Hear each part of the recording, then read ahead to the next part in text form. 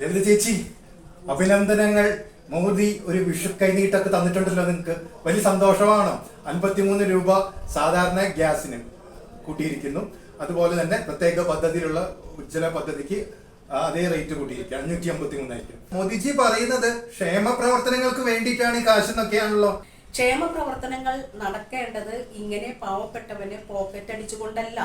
പാവപ്പെട്ടവന് ഉപയോഗിക്കുന്ന ഇപ്പറഞ്ഞ സിലിണ്ടറുകളിൽ 50% ഇന്ധനത്തിന് വർധനവ് ഉണ്ടാക്കിക്കൊണ്ടല്ല അവിടെ ക്ഷേമ പ്രവർത്തനങ്ങൾ നടത്തേണ്ടത്. ക്ഷേമ പ്രവർത്തനങ്ങൾ നടത്താൻ അതിലേക്കാൾ ഒട്ടേറെ വികസനം. വയനാട്ടിലേക്ക് കാശൊന്നും വന്നില്ല, പിന്നെ എവിടെയാണ് ഈ ക്ഷേമ പ്രവർത്തനങ്ങളൊക്കെ? അതെ, നമ്മുടെ കേരളത്തിലെ ഏറ്റവും വലിയ കേന്ദ്ര ജീവനക്കാരൊന്നും പുതുതാക്കി എടുക്കുന്നില്ല. വയനാട്ടിൽ 10 പൈസ കിട്ടിയിട്ടില്ല. പിന്നെ പ്രിയപ്പെട്ടവരെ, കേന്ദ്രം പാചകവാതകത്തിന് ഒരിക്കൽ കൂടി വില കൂട്ടിയിരിക്കുകയാണ്. ഇത് ഏറ്റവും കൂടുതൽ ബാധിക്കുന്നത് നമ്മുടെ വീട്ടമ്മമാരെയാണ്. എൻ്റെ കൂടെ ഇപ്പോഴുള്ളത് KSKTUവിൻ്റെ കേന്ദ്ര വർക്കിംഗ് കമ്മിറ്റി അംഗവും ഇരിഞ്ഞാലക്കുട ബ്ലോക്ക് പ്രസിഡന്റുമായ ലളിത ബാലനാണ്. നമുക്ക് ലളിത ചേച്ചിയോട് സംസാരിക്കാം. എന്ത് പറയുന്നു ഈ സമ്മാനത്തെ കുറിച്ച്? 2014 മുതൽ ഇതുവരെയും ഭരിച്ചുകൊണ്ടിരിക്കുന്ന നരേന്ദ്രമോദി സർക്കാർ ജനങ്ങൾക്കടിക്കടി ഇത്തരത്തിലുള്ള ദുസ്സഹമായിട്ടുള്ള സമ്മാനങ്ങൾ വിതരണം ചെയ്തുകൊണ്ടിരിക്കുകയാണ്. പാചകവാതകത്തിന് ഇപ്പോൾ 50 രൂപ വെച്ച് സിലിണ്ടർ ഒന്നിന് വർദ്ധിപ്പിച്ചിരിക്കുകയാണ്. ഇതിൻ്റെ ഏറ്റവും പ്രയാസകരമായി ഇതിൻ്റെ അനുഭവങ്ങൾ ഉണ്ടാകുന്നത് പാവപ്പെട്ട കർഷക തൊഴിലാളികളെ, സ്ത്രീകളെ, വീട്ടമ്മമാരൊക്കെ തന്നെയാണ്.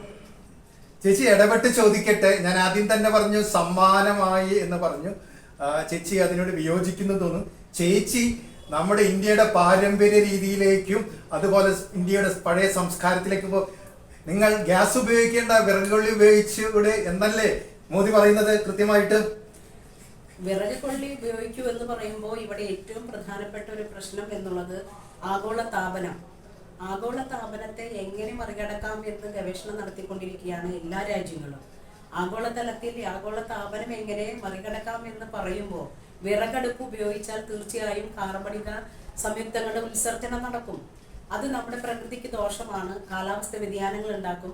അതിലേക്കല്ല പോകേണ്ടത്. ഇന്ന് നമ്മുടെ സാഹചര്യത്തെ, സാമൂഹികമായ മാറ്റം വന്ന സാഹചര്യത്തിനനുസരിച്ച് സിലിണ്ടർ കൊടുക്കുമ്പോൾ ഇപ്പോൾ ഉജ്ജ്വൽ യോജന എന്ന് പറഞ്ഞ് വളരെ മേനി നടിച്ചുകൊണ്ട് പാവപ്പെട്ട BPL കുടുംബങ്ങളിൽപ്പെട്ട ആളുകൾക്ക് സൗജന്യം എന്ന രീതിയിൽ ഉജ്ജ്വൽ യോജന എന്ന രീതിയിൽ സിലിണ്ടർ വിതരണം ചെയ്ത് കഴിഞ്ഞിരിക്കുന്ന അവരെ പോലും 553 അതിനും 53 രൂപ കൂട്ടിയിട്ടുണ്ട്. അതിനും വർധനവ് വരുത്തിയിരിക്കുകയാണ്. അപ്പോൾ ആരും, പാവപ്പെട്ടവനോ ഇടത്തരക്കാരോ മറ്റുള്ളവരോ ആരും തന്നെ മോദിയുടെ ഭരണത്തിന് കീഴിൽ രക്ഷയില്ല എന്ന രീതിയിൽ വളരെയധികം സാമ്പത്തിക പ്രയാസങ്ങൾ അനുഭവിക്കുന്ന തരത്തിലേക്ക് ജനങ്ങളുടെ ജീവിതത്തെ ദുസ്സഹമാക്കിക്കൊണ്ടാണ് കേന്ദ്ര സർക്കാർ ഭരിക്കുന്നത്.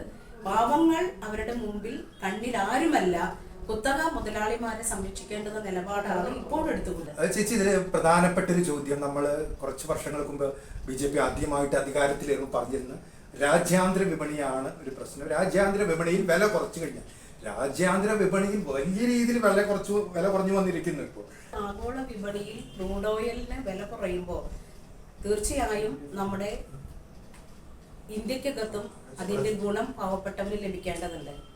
പക്ഷേ ക്രൂഡ് ഓയിലിന് വില കുറയുമ്പോൾ സ്വാഭാവികമായും നമ്മുടെ ഇവിടെ ഇറക്കുമതി ചെയ്യുന്ന ഇന്ധനത്തിന് അത് സംസ്കരിക്കുന്ന ഭാഗമായിട്ടുള്ള ചെലവടക്കം കഴിച്ചുകൊണ്ട് ഇവിടെ സിലിണ്ടറിന് ഇന്ധനത്തിന് വില കുറയ്ക്കേണ്ടതാണ്. പക്ഷെ ഇന്ധനത്തിന് വില കുറയ്ക്കാൻ ശ്രമിക്കുന്നില്ല എന്ന് മാത്രമല്ല, ഈ ആഗോള വിപണിയിലെ ക്രൂഡ് ഓയിലിന്റെ വില കുറഞ്ഞിരിക്കുമ്പോൾ പോലും നമ്മുടെ കണ്ണിൽ പൊടിയിട്ടുകൊണ്ട് ഇവിടെ സംസ്കരണ ചെലവ് കൂടുതലാണെന്ന് തെറ്റിദ്ധരിപ്പിച്ചുകൊണ്ട് ജനങ്ങളുടെ ഇടയിലേക്ക് ഇത്തരം ഭാരിച്ച സാമ്പത്തിക പ്രയാസങ്ങൾ അടിച്ചേൽപ്പിക്കുകയാണ്. എവിടെയാണ് ക്ഷേമ പ്രവർത്തനം എന്ന് പറയുന്നത്? ഇവിടെ 2 കോടി യുവജനങ്ങൾക്ക് തൊഴിൽ കൊടുക്കുമെന്ന് പറഞ്ഞു. പാവപ്പെട്ടവന്റെ അക്കൗണ്ടിലേക്ക് അവര് 15 ലക്ഷം രൂപ നിക്ഷേപിക്കുമെന്ന് പറഞ്ഞു. ഇതൊക്കെ പറഞ്ഞുകൊണ്ടാണ് അധികാരത്തിലേറിയത്. പക്ഷേ ഇവിടെ ഏറ്റവും വലിയ ദുരന്തം, നമ്മുടെ ഇന്ത്യ കണ്ട ഏറ്റവും വലിയ ദുരന്തമാണ് വയനാട് ദുരന്തം. അവിടേക്ക് പോലും അതിനാവശ്യമായിട്ടുള്ള ധനസഹായം നൽകാൻ തയ്യാറാകാതിരുന്നതിന്റെ ഫലമായി പലതരത്തിലുള്ള സമരങ്ങൾ നമ്മുടെ സംസ്ഥാന സർക്കാർ നടത്തിയതിന്റെ ഫലമായിട്ടാണ് ഒരു 529 കോടി രൂപ ഒരു മാസത്തിനുള്ളിൽ ചെലവഴിക്കണം എന്ന് പറഞ്ഞുകൊണ്ട് നിഷ്കർഷിച്ച് നിർബന്ധ ബുദ്ധിയാൽ നമുക്ക് വിതരണം ചെയ്യാൻ തയ്യാറായിരിക്കുന്നത്. സാധാരണയായി ഒരു കലാമിറ്റി ഉണ്ടാകുമ്പോൾ അതിൻ്റെ കേന്ദ്രീയ ഉത്തരവാദിത്തം അവരെ സഹായിക്കുക, സംസ്ഥാനങ്ങളെ സഹായിക്കുക എന്നുള്ളതാണ്. പക്ഷെ ഫെഡറൽ സംവിധാനത്തിന്റെ അകത്ത് അത്തരത്തിലുള്ള ഒരു സഹായ മനസ്ഥിതി കേന്ദ്ര സർക്കാരിന്റെ ഭാഗത്തു നിന്ന് ഇന്ന് വരെ കേരളം എന്നുള്ളൊരു സംസ്ഥാനം ഉണ്ട് എന്ന് പോലും പറയാൻ കേന്ദ്ര സർക്കാർ തയ്യാറാകുന്നില്ല എന്നുള്ളത് പൊതുജനങ്ങളുടെ സമക്ഷം വെക്കുകയാണ്. പൊതുജന വികാരം ഇതിനെതിരെ ഉയർന്നു വരേണ്ടതുണ്ട്. കോർപ്പറേറ്റുകൾക്ക് എന്തിനാണ് ഇത്രയധികം ടാക്സ് ഇളവ്? കോർപ്പറേറ്റുകളാണ് ഈ ഭരണത്തെ താങ്ങി നിർത്തുന്നത്.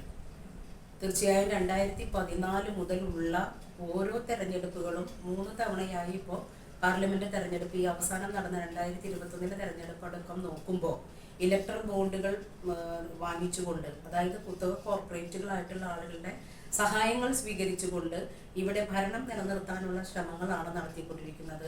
ശരിക്കും ഒരു പണാധിപത്യത്തിന്റെ പ്രവർത്തനങ്ങളാണ് ഇതുവരെയും മോദിയുടെ നേതൃത്വത്തിൽ നടന്നിട്ടുള്ളത്. അതിനൊക്കെ ഒത്താശ ചെയ്തും സഹായങ്ങളും ചെയ്തു കൊടുത്തിട്ടുള്ളത് ഈ പറഞ്ഞ കുത്തക കോർപ്പറേറ്റുകളായിട്ടുള്ള അദാനിയും അംബാനിയും പോലുള്ള ഇന്ധന മുതലാളിമാരാണെന്ന് നമുക്ക് തിരിച്ചറിയാം. അപ്പോൾ അവരെ പ്രത്യുപകാരം എന്ന രീതിയിൽ സഹായിക്കുക എന്നൊരു നിലപാടാണ് കേന്ദ്ര സർക്കാർ എടുത്തിട്ടുള്ളത്. അതിന്റെ ഭാഗമായി കൊണ്ടാണ് ഇന്ന് യാതൊരു തരത്തിലുള്ള ന്യായീകരണവും പറയാൻ പറ്റാത്ത തരത്തിലുള്ള ഒരു വർധനവ് ഈ ഇന്ധനത്തിന് വന്നിട്ടുള്ളത്.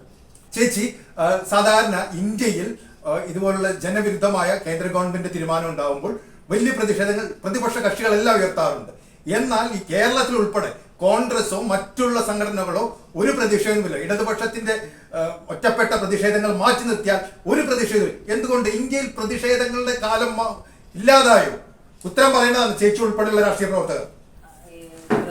ഇടതുപക്ഷത്തിന്റെ പ്രതിഷേധം എന്നുള്ളത് ഞങ്ങൾ ഏതൊരു തരത്തിലുള്ള ജനങ്ങളെ ബാധിക്കുന്ന വിഷയങ്ങളുമായി ബന്ധപ്പെട്ട് ഞങ്ങൾ തത്സമയം പ്രതികരിക്കാറുണ്ട്. ഇപ്പോഴും ഞങ്ങൾ പ്രതികരിക്കുന്നു. കേരള സ്റ്റേറ്റ് കർഷക തൊഴിലാളി യൂണിയന്റെ നേതൃത്വത്തിലും അതുപോലെ അഖിലേന്ത്യാ ജനാധിപത്യ മഹിളാ അസോസിയേഷന്റെ നേതൃത്വത്തിലും അതുപോലെ തന്നെ ഇടതുപക്ഷ പാർട്ടി CPM-ന്റെ നേതൃത്വത്തിലും ഇവിടെ ഇന്നും നാളെയുമായി ഇതിനെതിരെ പ്രതിരോധങ്ങളും പ്രതിഷേധങ്ങളും തീർക്കുന്നുണ്ട്.